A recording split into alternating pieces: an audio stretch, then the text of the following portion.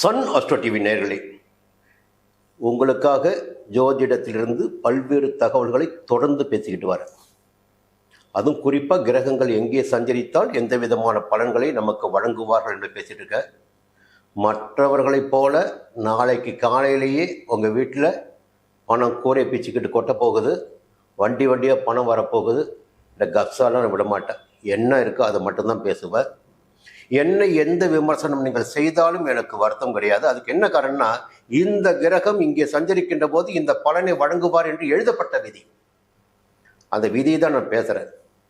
அந்த பலன்களில் ஏற்ற இறக்கம் என்பது கர்ம வினைக்கு ஏற்றதாக இருக்கும். அதை நம்ம பொறுமையாக விரிவாக பேசுவோம். ஒவ்வொரு ஜாதகத்தை அழைச்சி பார்க்கின்ற போது தெரியாது நமக்கு. புரியுங்களா? எல்லாருக்குமே ஒரே மாதிரியான பலன் கிடைப்பதில்லை, ஒரே நேரத்தில் பிறந்திருந்தாலும். சரி, இந்த அக்டோபர் மாதம் ஏன்னா கடந்து போனதை பேசுவதை விட எதிரி வருவதை பேசுவது என்பது உங்களுக்கு வழிகாட்டுதலாக இருக்கும். இந்த அக்டோபர் மாதம் 10ஆம் தேதி ஒரு மாற்றம் நிகழ இருக்கிறது. அக்டோபர் மாதம் 10ஆம் தேதி சிம்ம ராசியில் சஞ்சரித்து கொண்டிருக்கின்ற சுக்கிரன் கன்னி ராசியில் சஞ்சரிக்க போகிறார். இந்த சுக்கிரன் தான் களத்திரக்காரகன் சொல்லுவோம், அதிர்ஷ்டக்காரகன் சொல்லுவோம். இந்த சினிமாவில் பிரகாசித்து கொண்டிருப்பவர்களுக்கு சுக்கிரனுடைய அம்சம் வேணும் சொல்லுவோம். பெரும்பாலான திரைப்பட நடிகர்களுக்கு, கலைஞர்களுக்கு பார்த்தீங்கன்னா சுக்கிரனுடைய யோகம் இருக்கும். ஒரு அழகான ஒரு மனிதனை பாருங்க, சுக்கிரனுடைய ஆதிக்கம் அந்த மனுஷனுக்குள்ள இருக்கும். ஒரு பெண்ணை பாருங்க, ஒரு அழகான பெண்ணை பாருங்க, சுக்கிரனுடைய அம்சம் அந்த பெண்ணுக்குள்ள இருக்கும். சுக்கிரன் அப்படியே ஒரு கவர்ச்சி, தெரியுங்களா? எல்லாமே ஒரு அற்புதமான ஒரு விஷயம் தான் சுக்கிரன். அதிர்ஷ்டக்காரர்கள் சுக்கிரன் சொல்லுவாங்க. அந்த சுக்கிரன் ரிஷப ராசிக்கும் துலாம் ராசிக்கும் அதிபதி. ஆச்சுங்களா? மீனத்தில் போய் உச்சமாவார். இப்போ என்ன வராருன்னா, சிம்ம ராசியில் சஞ்சரித்து கொண்டிருக்கின்ற சுக்கிரன் எங்க வராரு? கன்னி ராசிக்கு வரார். கன்னி ராசிக்கு அதிபதி யாருன்னு பார்த்தீங்கன்னா புதன், வித்யாகாரகன். வித்தைகளில் விளையாடக்கூடியவன் புதன். புதனுடைய ஆதிக்கம் இருந்து விட்டால் அந்த நபர் எல்லாவற்றிலும் சிறந்து விளங்குவார், அறிவாற்றலில் சிறந்து விளங்குவார். புரியுங்களா? இப்போ என்ன நடக்குதுன்னா, இவருடைய வீட்டில் அவர், அவருடைய வீட்டில் இவர். யாரு? சுக்கிரன் வீட்டில் புதன் சஞ்சாரம் பண்ணிட்டு இருக்காரு. புதனுடைய வீட்டுக்கு சுக்கிரன் வரப்போறார். எப்போ? அக்டோபர் மாதம் 10ஆம் தேதி. ஒரு பரிவர்த்தனை நடக்க போகுது. சுக்கிரன் கொடுக்கின்ற பலன்களை புதனும் கொடுப்பார், புதன் கொடுக்கின்ற பலன்களை சுக்கிரனும் கொடுப்பார். இந்த 10ஆம் தேதி கன்னிக்கு வருகின்ற சுக்கிரன் நவம்பர் மாதம் 3ஆம் தேதி வரை கன்னி ராசிக்குள் சஞ்சரிக்கிறார். இந்த காலகட்டத்தை புரிஞ்சுக்கிங்க. இந்த காலகட்டம் பார்த்தீங்கன்னா திடீர்னு பார்த்தீங்கன்னா ஒரு யோகம் வந்த மாதிரி இருக்கும். என்னப்பா அது, முடங்கி கிடந்த விஷயம் அப்படியே மறுபடியும் நடக்குதுப்பா, இப்போ எப்படி இந்த பணம் வந்து தெரியலப்பா, இவ்வளோ பணம் வந்துருச்சு இந்த மாதம், நான் நம்பவே இல்லை. திடீர்னு பார்த்தா அங்கேருந்து வருது, இங்கேருந்து வருது, இந்த நகையை வாங்கிட்டோம், இந்த வேலையை முடிச்சிட்டோம், இப்படிலாம் வருது நமக்கு இந்த மாதம். என்ன காரணம் புரிஞ்சுக்க முடியலையே. இதற்கெல்லாம் காரணம் கிரகங்களுடைய சஞ்சாரம். அப்போ கன்னி ராசிக்குள் சஞ்சரிக்க போகின்ற சுக்கிரன் எந்த விதமான பலன்களை எந்த ராசினருக்கு கொடுப்பார்? குறிப்பா சுக்கிரன் 5 ராசினருக்கு எப்பொழுதுமே அமோகமான யோகமான பலன்களை கொடுப்பார். 12 ராசிகளில் அவர் சஞ்சரிக்கின்ற போது ஒவ்வொரு ராசினருக்கும் அந்த சஞ்சரிக்கின்ற இடத்திற்கு ஏற்ப, அந்த வீட்டிற்கேற்ப பலன்களை கொடுக்கக்கூடியவர். இப்போ முதலாவதாக கன்னி ராசின்னு வச்சுக்கிங்க. கன்னி ராசிக்குள் சுக்கிரன் சஞ்சரிக்கிறார். அப்போ முதல் ராசி கன்னி ராசி, அவர் சஞ்சரிக்கின்ற இடம். பொருள் வரவு. எப்படி? பொருள் வரவு. இத்தனை நாட்களும் கனவு கண்டு கொண்டிருந்த விஷயங்கள், ஒரு நவீன பொருட்களை வாங்கணும், வாகனத்தை வாங்கணும், இல்லை நகை வாங்கணும், வீட்டிற்கு அது வாங்கணும், ஒரு புது மாடலில் ஒரு ஷோபா வாங்கணும், ஒரு டிவி வாங்கணும், அதற்குரிய வரவு வரப்போகுது. அந்த வரவு வரப்போகுதுன்னா அதற்குரிய பணமும் கையில் இருக்க போகுது.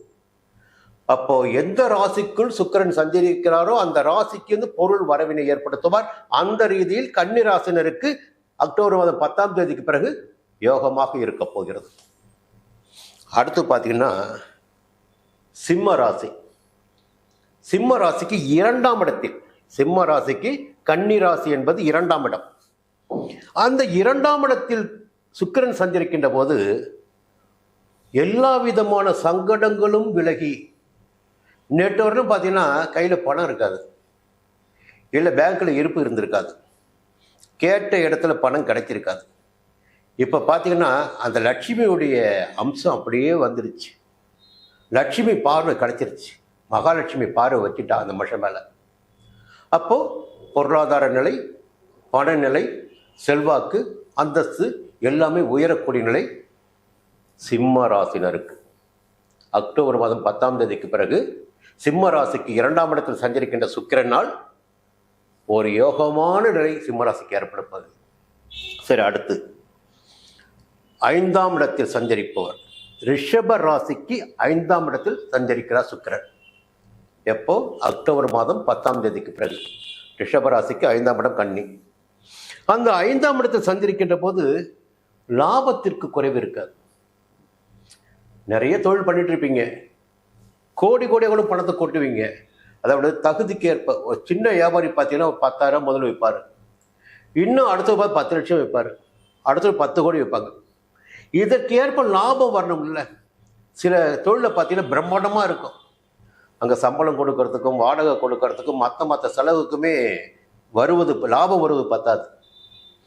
ஆனால் இப்போ என்ன ஆகுன்னா இந்த ரிஷபராசினருக்கு லாபம் கொட்ட போகிறது. ரிஷபராசினர் மட்டும்தான் லாபம் கொட்ட போகிறது.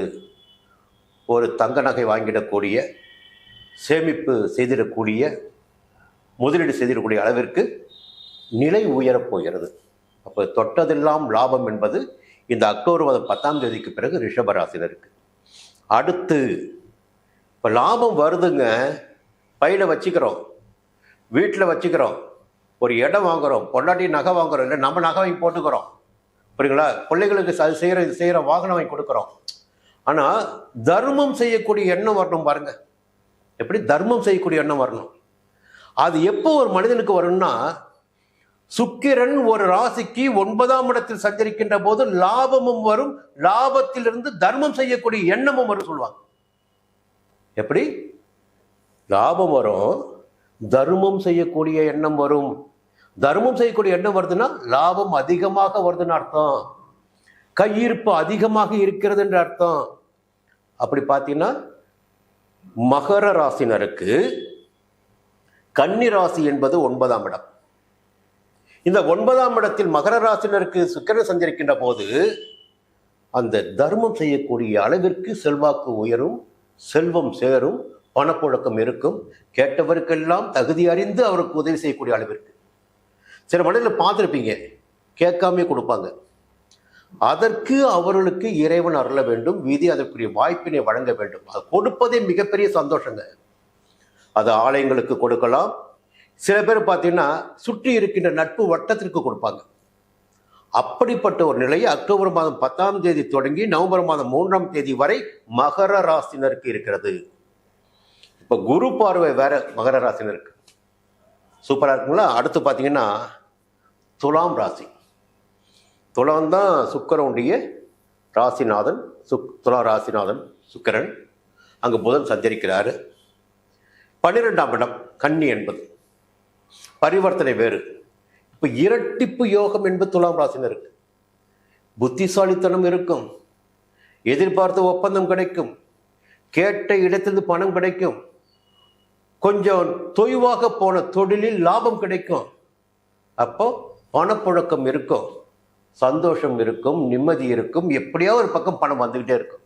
இப்போ பார்த்தீங்கன்னா இந்த அக்டோபர் மாதம் 10ஆம் தேதிக்கு பிறகு கன்னி, சிம்மம், ரிஷபம், மகரம், துலாம் இந்த 5 ராசினருக்கும் யோக மழை கொட்டப் போகிறது, அதிர்ஷ்ட மழை கொட்டப் போகிறது, ஆனந்தம் தாண்டவமாடப் போகிறது. மீண்டும் அடுத்த பதிவில் விரிவாக சந்திப்போம். நன்றி, வணக்கம். சன் அஸ்ட்ரோ நேயர்களே, உங்களுக்காகவே சன் அஸ்ட்ரோ தொலைக்காட்சி ஒரு புதிய பகுதியை அறிமுகம் செய்கிறது.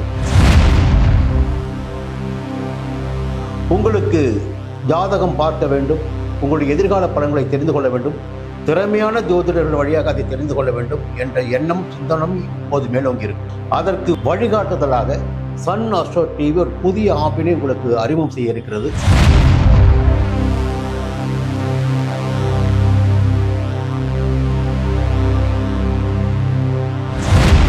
நேரடியாக நீங்கள் தொடர்பு கொண்டு உங்களுடைய சந்தேகங்களை கேட்கலாம், ஜாதக பலன்களை அறியலாம், எதிர்காலத்தை துல்லியமாக தெரிந்து கொள்ளலாம். அந்த அளவிற்கு ஒரு புதிய ஆப்பினை பிரபலமான ஜோதிடர்களை வைத்து சன் ஆஸ்ட்ரோ தொலைக்காட்சி விரைவில் தொடங்கிட இருக்கிறது. அதற்கு உங்களுடைய ஒத்துழைப்பினை வழக்கம் போல் எதிர்பார்க்கிறேன். மீண்டும் அது பற்றிய விரிவான தகவலை உங்களுடன் பகிர்ந்து கொள்வேன். அதுவரை உங்களிடம் விடைபெறுகிறேன். நன்றி, வணக்கம்.